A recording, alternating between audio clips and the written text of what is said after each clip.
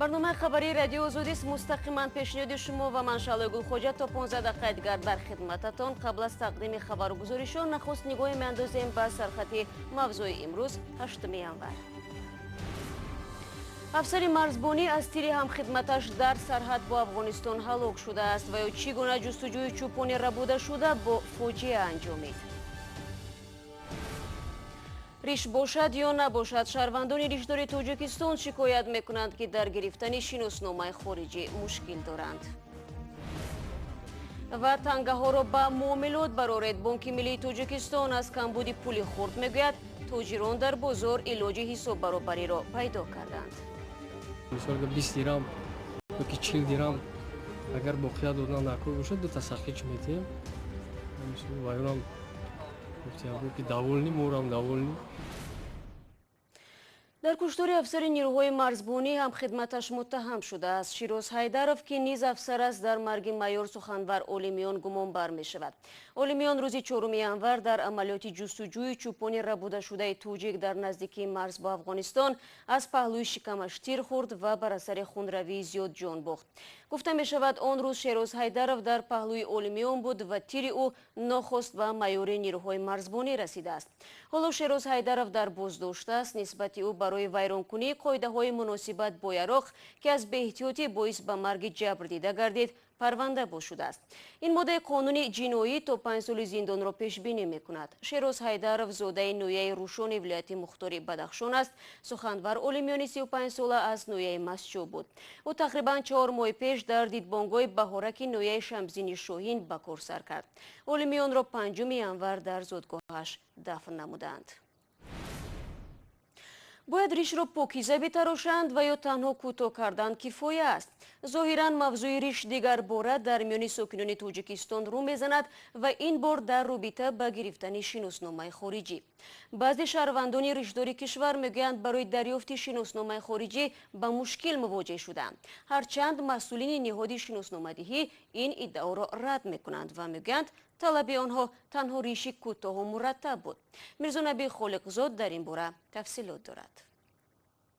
امروز مسئول خدمات شناسنامه‌دهی و پاسپورت‌دهی وزارت کارهای داخلی تاجیکستان در صحبت با رادیو آزادی گفت که مسئله این طوری که شهروندان ادعا میکنند نیست. آنها کاملا یعنی مقابل با ریش داشتن پاسپورت خارجی نیستند.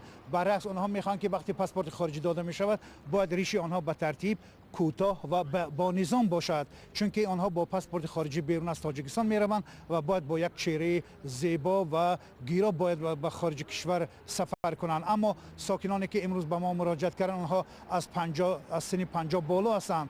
یک ساکن ناحیه عبدالرحمن جامی در صحبت با ما گفت که وقتی که بعد از اون که برای دریافت شهادتنامه رانندگی اجازه با ریش گرفتن شهادتنامه را دریافت میکند، اما بعد آن که به خدمات شناسنامه‌دهی و به قیدگیری وزارت کارهای داخلی تاجیکستان مراجعت میکنند با اون جواب رد میدن و میگویند که با ریش اجازه یعنی پاسپورت خارجی دادن ناممکن است.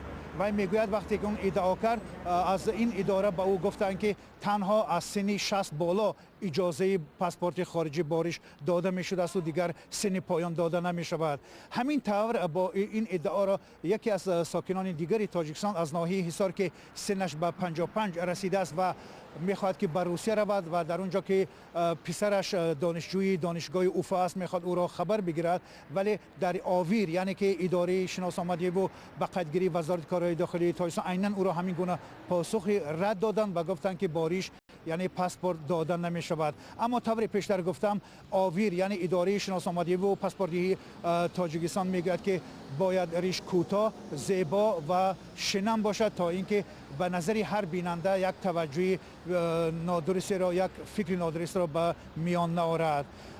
نمایندگان این اداره یعنی آویر گفتند که آنها من بعد باز هم این مسئله را میآموزند و جواب درست و دقیق به شهروندان خواهند داد. رو می‌آوریم با موضوع دیگر. امروز در ترکیه محکمه 28 شخص متهم به دست داشتن در کشتار سفیر روسیه در سال 2016 آغاز یافت. سفیر روسیه در ترکیه اندری کارلوف ماه دکامبر سال 2016 در انقره هنگام افتتاح یک نمایشگاه عکس از سوی افسر پلیس ترکیه کشته شد. دادستان انقره 16 متهم را با دست داشتن در کشتار و 12 نفر دیگر را با عضویت در گروه تروریستی ابدار کرده است. مسئول قتل سفیر در جای حادثه از تیر افسران پلیس به هلاکت رسیده بود. مقامداران ترکیه میگویند قاتل پیروی شبکه زیر رهبری فتح‌الله گولن بوده. کشتار سفیر روس به خاطر خللدار نمودن روابط ترکیه و روسیه انجام شد. دادستان کل پیشین ازبکستان در نزد دادگاه پاسخ میگوید رشید قادیروف که سالهای طولانی در این وظیفه بود به سوء استفاده از مقام و جنایت‌های اقتصادی متهم می شود. در برابر او میرغلام میرزویف معاون سابق دادستان تاشکند که در دوره رهبری پرزیدنت پیشین اسلام کریموف یکی از چهره‌های تاثیرگذار ازبکستان حساب میشد در کرسی عیبداری نشسته است. جزئیات را از کیومرسی عطا میشنویم. دادگاه ناحیه یونس‌آباد تاشکند روز 7 ینور بررسی پرونده پرسر و صدای دادستان کل پیشین ازبکستان رشید قادیروف را آغاز کرد. به گفته یک منصبدار ازبک پرونده قادیروف پشت درهای بسته بررسی می شود. این منبع میگه که دادرس پرونده معاون رئیس دادگاه شهر تاشکند اکبر تورابوف است. درباره جزئیات محاکمه حتی به خویشان گمانبر خبر داده نمی شود. رشید قادیروف 66 ساله که 15 سال دادستان کل ازبکستان بود، ماه اپریل سال 2015 از مقام برکنار و ماه فوریه سال 2018 در شهر تاشکند با گمان یک قطار جنایت‌ها دستگیر شد. پرزیدنت ازبکستان شوکت میرزیوف سال گذشته در جریان سفرش به ناحیه اولغنار گفته بود حالا دادستان کل با گروهش در زندان است. پس از 2-3 ماه توقع میکنم که به واسطه تلویزیون همه چیز را بگوید، زیرا او در همه جای کروپسیا را پهن کرد. از هر دادستان ناحیه 30 یا 40 هزار دلار میگرفته است. دزد واقعی بود. بنابراین از مقامات دادستانی 70% کارمندان برکنار کرده شدند. وزارت امور داخلی ازبکستان ماه مارس سال 2018 پسر 39 ساله قادیروف علیشیر را نیز با جرم قلابی و طعمه‌جویی تحت پیگرد قرار داد. بر ضد پدر و پسر به مبلغ نیم میلیارد دلار دعوا و شکایت شده است. شما برنامه خبری رادیو آزادی را تماشا دارید. در حالی که در تاجیکستان در نقلیات بزرگ برای دادن بقیه پول میده و یا به اصطلاح دیگر تنگه نمیرسد، بعضی از ساکنان درم و سومونی فلزی را به کودکانشان تقدیم میکنند. در نهایت تنگه هایی که باید در معاملات باشند ماها در کنج خانه میخوابند. چون این وضعیت باعث آن شد که مسئولان بانک ملی تاجیکستان از ساکنان دعوت نمایند که به جمع‌آوری تنگه ها خاتمه بدهند. برای یوسفی موضوع را آموخت و این گزارش را آماده کرد.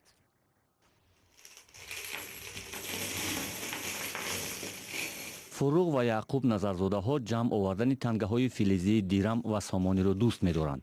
آنها می گویند تقریبا 4 ماه پیش جمع آوردن تنگه ها را شروع کردند و حالا هر کدام در حجم تقریبا 300 سامانی تنگه های فلزی جمع آوردند. هر بگه پدرم از کار آمده من تنگه هایش رو به من میدهد، تنگه های باقی مانده اش رو به من میدهد. من جمع میکنم و رفته آنها را پول میکنم. با افزودن شماره تنگه های فلزی دیرم و سامانی در معاملات ظاهرا به نظر می رسد که تقریبا در همه خانواده های تاجیکستان کودکان به جمع آوری تنگه های فلزی دیرم و سامانی مشغولند. وقتی که تنگه ها پر شدن لوازمات های خانگی شمان را میخریم، قلم میخریم، دفتر میخریم، جزدان میخریم. این شغل جمع آوری تنگه ها که حتی کلانسالان هم آن را دارند باعث کاهش پول های خرد فلزی در معاملات شده است. با منظور این مشکل بانک ملی تاجیکستان از طریق رسانه های دولتی از ساکنان دعوت کرده است که تنگه های فلزی دیرم و سامانی را جمع آوری نکنند و تنگه های جمع کردهشان را به معاملات برآورند. زیرا این کمبود باعث کاهش شدید پول های میده در معاملات و مشکل برگرداندن بقیه در بازار و نقلیات شده است. یک سومون 60 دیرم ایرو گیرو. ما در 2 سومونی میتیم 40 دیرم نمیبینیم. ایمی تنگه تقسیم میکشیم. کمتر هم تنگه میریم میکویم بو اینجورا مجورا کیوسکو میریم میگیر 10 سومون میتیم 9 سومونی تنگه مون میتیم. мушкили камчинии танга дар тиҷорати маҳсулоти гароннарх зиёд мушоҳида намешавад ва ё дар бозорҳо мавриди зарурат бар ивази бақия бо маҳсулот ҳисоббаробарӣ мекунанд. ки бисёри вақт ба ҷои воқеа ба ҷои зида чӣ мисол сахлич медиҳем, мисол 20 дирам ёки 40 дирам агар боқия додан накор бошад дута сахлич медиҳем. ва ёрам ки даволни морам даволни. тақрибан 1,5 соли пеш масъулони бонки миллии тоҷикистон эълон карда буданд ки бо манзури фарсуда шудани пулҳои хурд дар муомилот тангаҳои филизии навро ҳамзамон бо пулҳои коғазӣ ба муомилот мебароранд. онҳо мутмаин буданд ки ин иқдом мушкили пули майда ва ҳисоббаробаркунӣ дар муомилоти пулро ҳал мекунад. ва ин имконият медиҳад ки фарсудашавии худи асъор камтар шавад ва тангаҳои филизодӣ чӣ хеле ки шумо медонед истифодабарии ҳаёти он нисбат ба пулҳои коғазӣ бештар аст. дар тоҷикистон тангаҳои филизӣ дар солҳои 2001, 2006, 2011, 2015 ва 2017 ба муомилот бароварда шудааст. ҳамчунин моҳи июни соли гузаштаи 2018 тангаҳои филизии 1, 3, 5 сомонӣ ва 10, 20 ва 50 дирам нашр ва ба муомилот бароварда шуд. бонки миллӣ ҳаҷми тангаҳои филизӣ танҳо то соли 2015-ро нашр кардааст ки ба 31,2 миллион сомонӣ баробар буд. муносибати ғайриоқилона ба муҳити зист аз ҷумла ба чарогоҳ табдил додани макони будубоши паррандаҳои ваҳшӣ ва истихроҷу коркарди саноатии рустаниҳои кӯҳу пуштаҳои Тоҷикистон саршумори кабкҳоро коҳиш додааст. бар илова мардуми тоҷик кабкро ҳамчун ғизои хуштаъм ва паррандаи хушхон дӯст медоранд ва мутаассифона ин муҳаббат кабкҳоро кам мекунаду зиёд не. гузориши Орзуи Карим ва Рустами Ҷонӣ дар ҳамин бора аст.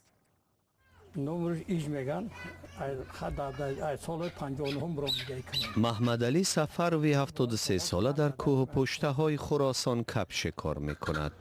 солҳои пеш мерафтем ҳезунда ягонта мерафтем селу серекавд ҳозир мегӯянд ки ягонта нест. ин шикорчӣ бо таҷриба таассуф мехӯрад ки чарогоҳ шудани ин мавзеъ кабкро камчин кард. гӯспанди ҳакимият тухми кабк ҳамта злаға кард рафта ҳамта нест рафта ба ҳамин сабаб тухми кабк тамом дур шуд рафт. кабкро овози хуш ва гӯшти хуштаъм барои мардуми тоҷик ҷолиб мекунад. инҳо мухлиси кабканд ки дар бекорӣ сабқатҳои гуногун доир мекунанд. ин сабқатҳо дугуна ҳастанд. қавӣ будани овозҳоро таҷриба мекунанд ё дар майдон муҳорибаи танбатани кабкҳоро доир месозанд. غالب گاها بهره مالی و گاهی هم ذوقی می‌بردارد. اینجا هم وسیله‌های گوناگون شکار این پرنده را می‌فروشند. شکار پیوسته کبک یک سبب دیگری از کمچین شدن آن در خراسان دانسته می‌شود. 5 سال طبیعت محکم می‌کردند، نگاهبین می‌کردیم که بسیار تخم همین نیست نشود. اداره حفظ طبیعت ولایت ختلان شکار کبک را منع کرده است. آنها میگویند به خاطر حفظ نوع آن گاه‌ها پرنده‌های خانگی را آزاد می‌کنند. کبک‌هایی که در خانه‌ها نگاه می‌دارند و با واسطه همون کب با شکار کب می‌برند گرفته به همون جنگل سر می‌دهند. به قول محافظین طبیعت محو محیط زیست این پرنده را از این جایها گریزانده است. республика и коровай мекунад барои ширагирӣ мисол афғоно омада шира мегиранд и хело як ҳисобда камтар ва ҳамон кав дар бехи ҳамон пара тухм мемонад. хай вай омад албатта параро мебурад, тухми вай майдонда мемонад. чӣ кор мекунад؟ محمدعلی سفرов میگوید خوب شد صید کبک را منع کردند. او میخواهد چون روزهای دیرین باز در پشته‌های دهی آنها صدای این پرنده خوش آواز بلند باشد و دیگر به خاطر شنیدن آواز خوشش کبک را به قفس ناندازد.